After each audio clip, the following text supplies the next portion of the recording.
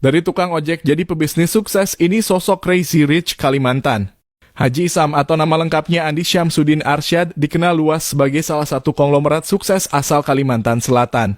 Di balik pencapaian bisnis yang gemilang, tersimpan kisah perjuangan dari bawah yang penuh liku. Lahir di Batu Licin pada tahun 1977, ia berasal dari keluarga perantau yang menetap dari Bone, Sulawesi Selatan.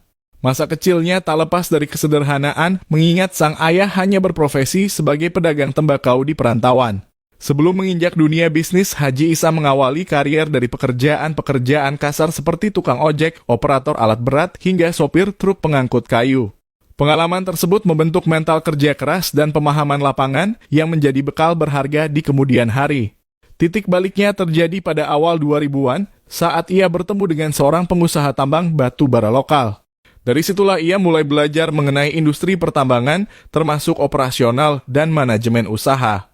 2 tahun berselang, ia berhasil memulai usahanya sendiri dalam bidang pertambangan dengan mendirikan CV Jonlin Baratama. Perusahaan ini kemudian menjadi kontraktor tambang bagi PT Arutmin Indonesia, yang merupakan bagian dari grup besar milik keluarga Bakri.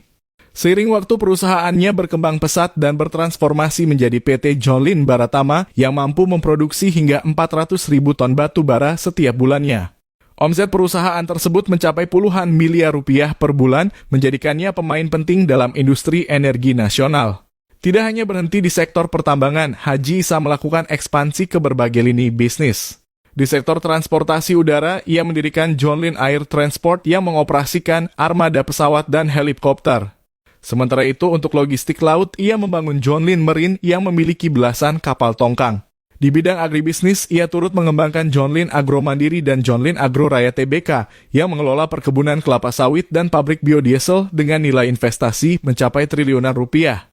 Jaringan bisnis Haji Isam juga mencakup kerjasama dengan sejumlah tokoh nasional, termasuk keterlibatannya dalam pengelolaan perusahaan kehutanan melalui PT Codeco Timber yang memegang izin penting seperti hutan tanaman industri dan hak pengusahaan hutan.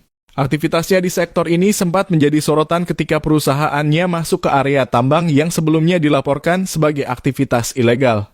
Ekspansi besar lainnya terlihat dalam sektor industri gula.